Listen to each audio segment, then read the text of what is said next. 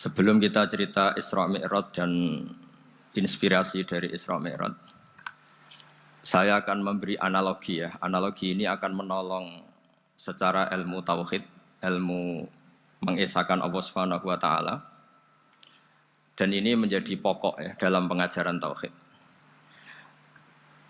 Ini mohon maaf kalau terpaksa saya ngaji model dulu lah, model pesantren ya.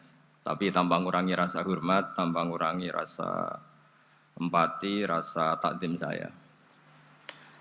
Teman-teman yang saya hormati semua, karena di sini banyak santri-santri muda. Hubungan kita dengan Allah Subhanahu wa taala yang serba kuasa, yang maha kuasa, yang serba bisa. Tadi dikatakan Bu Menteri bisa apa saja kun fayakun, kalau Allah sudah mentitahkan pasti terjadi. Itu kira-kira seperti ini. Saya ini bawa cincin dari besi mungkin atau dari apa itu? Ya besi lah atau perak. Yang jelas tidak emas ini karena saya cowok. Yang jelas tidak emas. Saya bawa kertas. Kalau Anda saya tanya, kertas ini sama cincin kuat mana? Pasti akan menjawab kuat cincin, karena materinya dari besi. Jawaban itu benar, tapi harus ditambahkan secara materi itu kuat cincin ketimbang kertas. Tapi Anda salah, harusnya menjawab ya terserah Gus Bahak, karena yang megang itu Gus Bahak. Karena bisa saja saya punya rencana menghancurkan cincin ini, sementara saya punya rencana mengabadikan kertas ini. Kira-kira gitu hubungan manusia dengan Allah Subhanahu wa taala. Jadi hal yang kita kira abadi karena materinya kuat, ternyata Allah punya rencana menghancurkan. Sementara yang kita kira lemah atau rentan atau apalah, ternyata Allah punya rencana mengabadikan.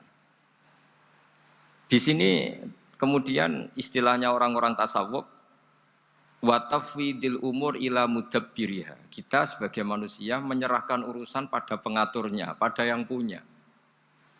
Bukan wilayah kita mengatakan cincin ini lebih kuat ketimbang atau lebih abadi ketimbang kertas. Karena saya punya rencana menghancurkan cincin, tapi ingin mengabadikan apa?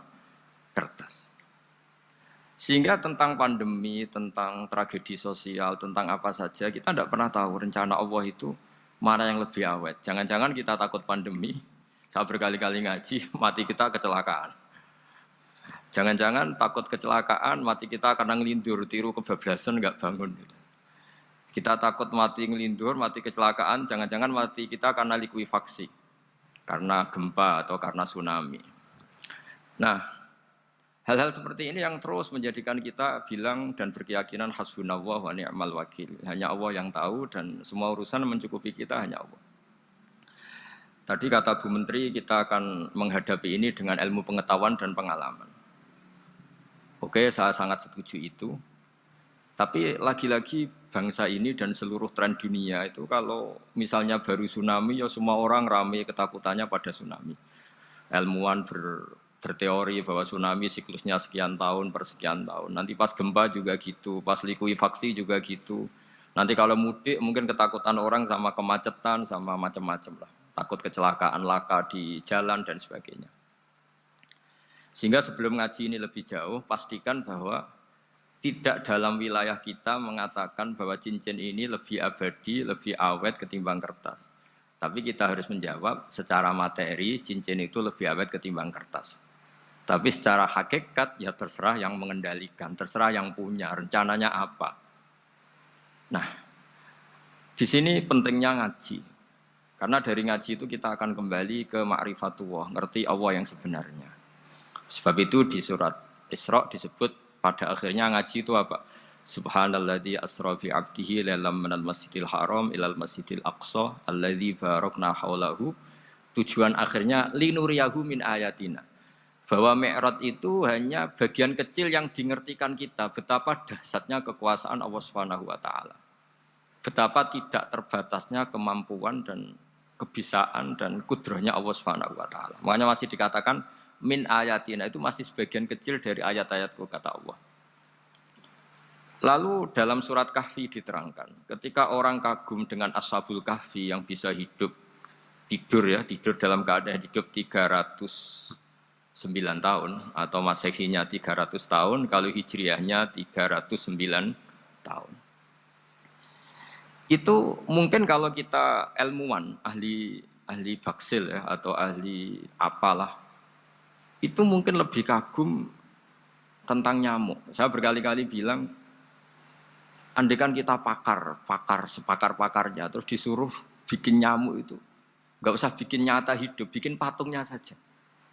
Nyamuk itu sekecil itu, kemudian punya jantung, jantungnya punya urat, uratnya punya kuman, kumannya juga punya urat. Bayangkan saja sudah tidak bisa. Sehingga ketika orang tak kagum sama Ashabul Kahfi, kata Allah, am hasibta anna ashabal kahfi warraqimi kanu min ayatina ajaba. Apa kamu kagum tentang Ashabul Kahfi dan batu-batu yang dipahat di situ? Bukankah dalam kekuasaan kami ada yang selalu menakjubkan? Artinya, andaikan kita ilmuwan tentang embriologi, tentang hewan, tentang kuman, mungkin cerita tentang nyamuk itu lebih dahsyat ketimbang tidurnya Ashabul Kahfi yang 309 tahun. Karena kemampuan Allah menciptakan nyamuk yang kecil, sangat kecil, super kecil. Kemudian kecil itu ya punya jantung tentu lebih kecil lagi. Belum uratnya jantung itu. Belum nyamuk juga di dalamnya menyimpan calon-calon keturunannya. Kayak apa kecilnya lagi. Nah, di sini Allah mengingatkan kita, innallaha la yastahi ayyadriba matsalam ma fa'udatan fama faqaha. Allah tidak pernah malu jika dalam menunjukkan kekuasaannya Allah memberi contoh seekor nyamuk. Karena nyamuk ini andaikan kita, tadi saya ulang lagi, andaikan kita ilmuwan yang nekuni itu, strukturnya bisa melihat, bisa nyari pasangan hidupnya, dan bisa hamil, bisa melahirkan, atau bisa menelur, dan sebagainya, dan sebagainya. Maka kita akan kagum sekagum-kagumnya betapa kita di depan kekuasaan Allah Subhanahu wa taala tidak siapa-siapa dan akhirnya kita ikrar seikrar-ikrarnya asyhadu alla ilaha illallah bahwa tidak ada kekuasaan selain kekuasaan Allah Subhanahu wa taala.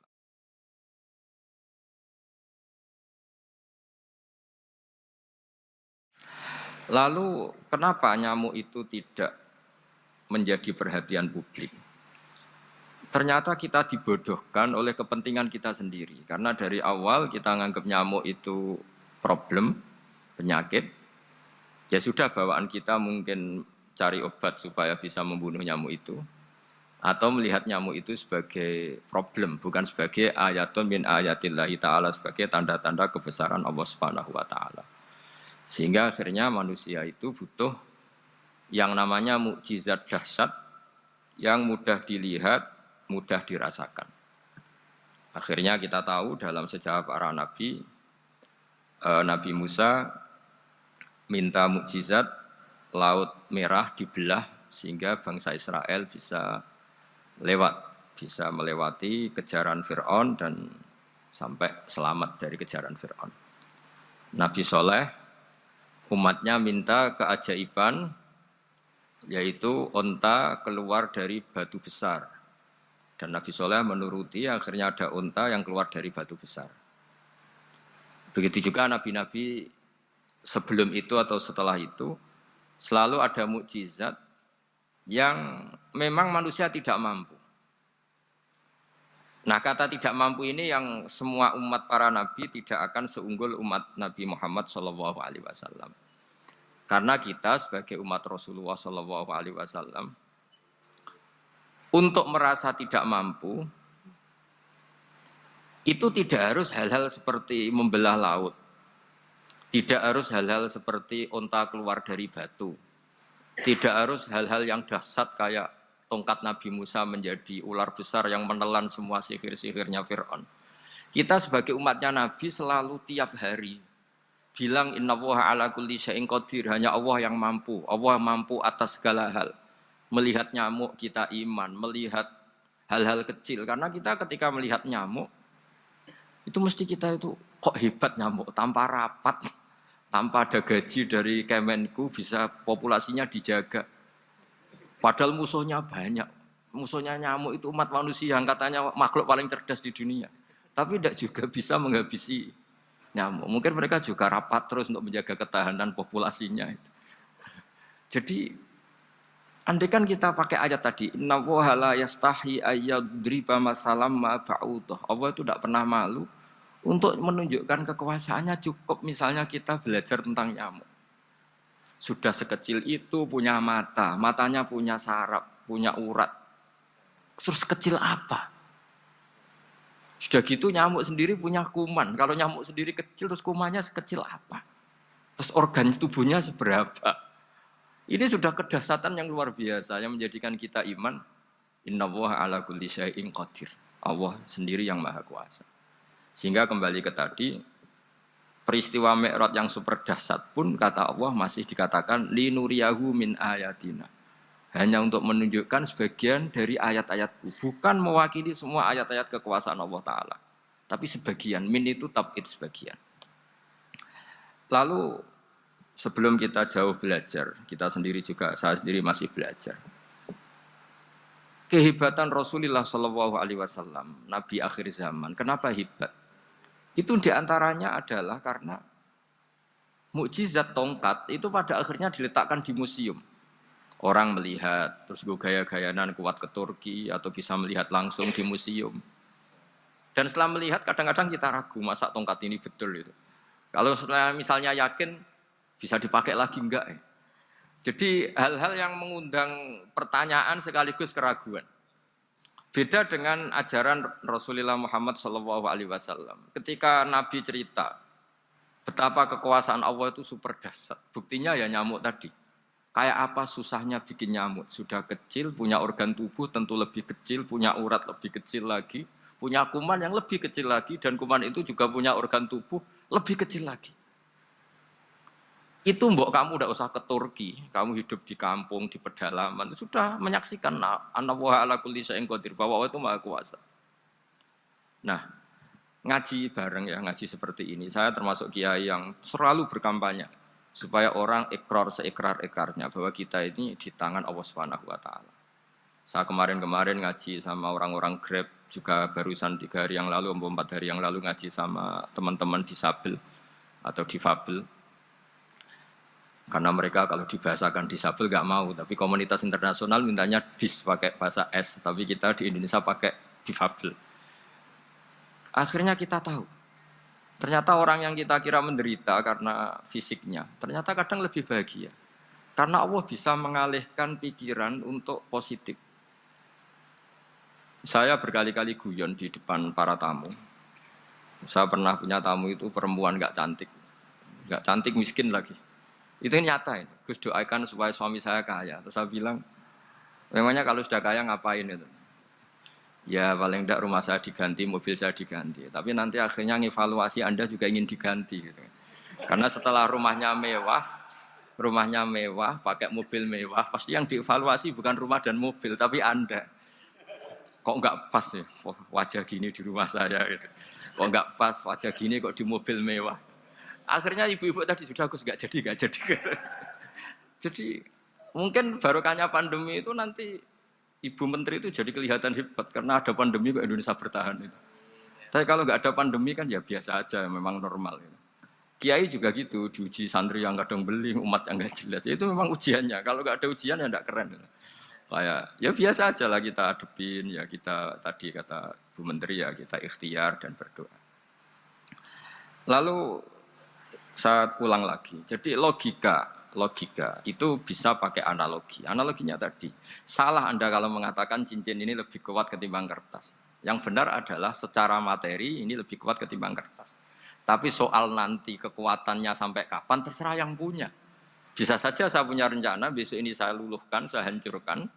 Yang ini saya simpan. Kayak apa dulu dinosaurus itu kuatnya kayak apa? Habis. Ayam yang selemah itu sampai sekarang masih ada. Karena Allah menghendaki dinosaurus diakhiri, sementara ayam tidak. Kayak apa nyamuk itu yang musuhnya orang seluruh dunia. Ditemukan apa, mulai begon apa, tapi sampai sekarang bertahan. Apa kita perlu konsultasi sama nyamuk gimana ini kok bisa bertahan, resepnya apa gitu. Karena Allah menghendaki itu disisakan masih.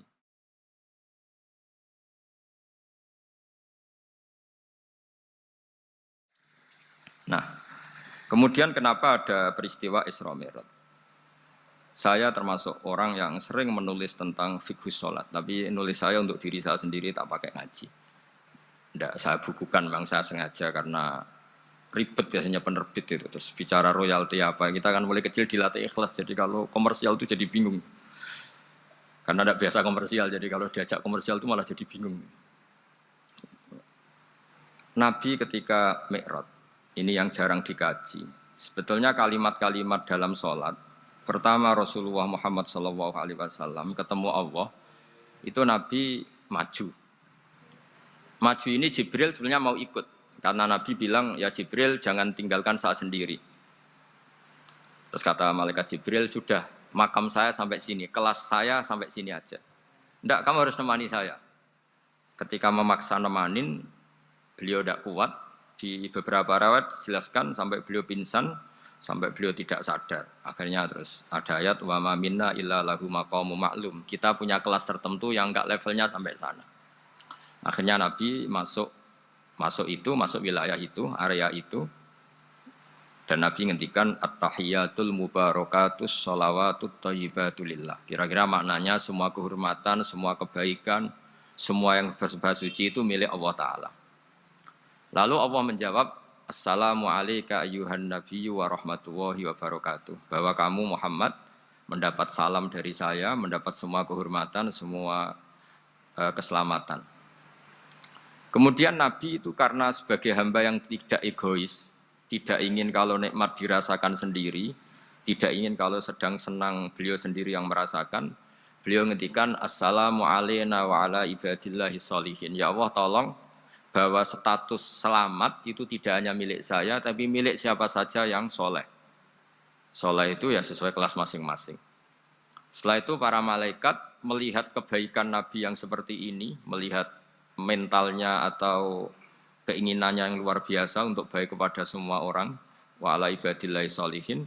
Terus malaikat saat itu rame-rame bersaksi asyhadu alla ilaha illallah wa asyhadu anna muhammadar rasulullah. Catatannya apa di sini? Bahwa ternyata kesaksian tentang syahadat itu dimulai rasa tidak egois. Merasa bahwa rahmat ini harus dirasakan semua orang. Wa ma arsalnaka illa rahmatan lil alamin. Jadi rahmat ini harus dirasakan banyak orang. Kita tahu misalnya Islam melarang narkoba misalnya. Memang narkoba itu mengganggu. Hampir semua kecelakaan rata-rata faktor supir itu narkoba. Begitu juga pembunuhan yang sadis, rata-rata efek dari pengaruh narkoba. Sehingga Islam keras sekali tentang narkoba. Dan alhamdulillah di Indonesia ditangani BNN yang sangat serius melawan narkoba. Nah, keputusan Islam melarang narkoba itu keputusan yang luar biasa, yang menjadi berkah bagi semua. Begitu juga keputusan Islam tentang melarang zina, melarang perbudakan, melarang penipuan. Dan Islam mendukung misalnya gerakan nikah, gerakan adil, gerakan keseimbangan dan kemanusiaan. Sehingga agama ini akan dinikmati siapa saja karena ajarannya. Lalu agama ini bisa nikmat, itu solusinya gampang menurut Rasulullah, yaitu sholat. Nabi itu kalau pusing menghadapi banyak hal, yaitu mesti keluar masuk, terus tanya sama istrinya, kapan waktunya sholat? Kapan Bilal datang? Dulu kalau mau waktu sholat, Bilal datang, ngetok pintu Nabi, ya Rasulullah sekarang waktunya sholat.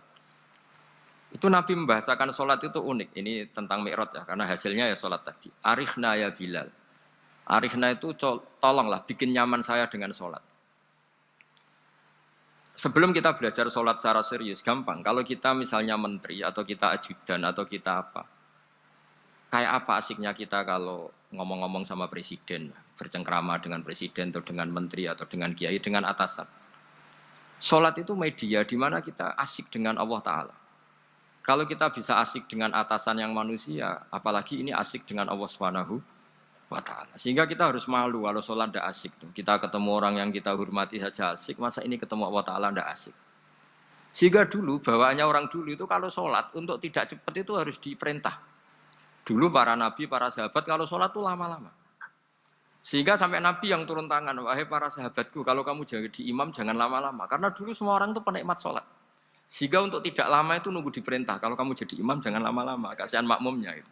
Nah sekarang alhamdulillah tanpa dilarang sudah cepat semua. Ini sudah ada kemajuan, ini sudah maju sekali ini. Enggak usah dilarang sudah cepat. Dulu itu saking asiknya orang sholat untuk supaya agak cepat itu harus ada perintah dari Nabi. Kalau kamu jadi imam jangan lama-lama.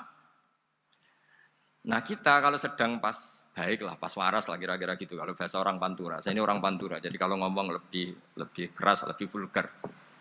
Normalnya orang sholat itu tidak bisa ngakhiri. Normalnya, saya ulang lagi, normalnya orang sholat itu tidak bisa ngakhiri karena ketemu zat yang kita cintai. Kita kalau ketemu orang yang kita hormati, yang kita cintai itu nggak bisa ngakhiri. Misalnya mungkin anak muda, contohnya ketemu pacar nggak bisa ngakhiri. Kita kangen sama temen, jagung nggak bisa ngakhiri karena asik. Nah ini ketemu Allah yang dipuja-puja, dipuji-puji, kemudian cepat ingin ngakhiri. Jadi ini kita agak aneh. Makanya normalnya orang sholat itu tidak bisa ngakhiri. Dan itu normal. Sehingga dulu ketika Sayyidina Umar itu ditikam sama satu benda yang kayak pancing itu. Panah itu kan kayak pancing ya. Jadi kalau masuk cepat tapi nariknya susah. Karena ada grendelnya. Itu tiap ditarik sakit, tiap ditarik sakit. Dan beliau bilang, nanti setelah saya sholat tarik. Beliau sholat, nyaman, ditarik itu enggak gerak sama sekali. Karena dia sudah istighraq billah, sudah nyaman dengan Allah sehingga ditarik itu enggak kerasa. Dulu di daerah sini, masih keluarga kita lah, masih keluarga kita semua. Ada seorang wali jadi imam masjid. Itu di PHK sama takmirnya. Karena ketika sujud, dia asik terus lama sekali. Sampai 30 menit. Sampai santrinya bilang, mbah, sampun. Setelah itu rapat dihentikan. Ditanya, kenapa mbah sujud begitu? Saya tidak bisa mengakhiri orang nikmati sujud kemudian ingin berhenti.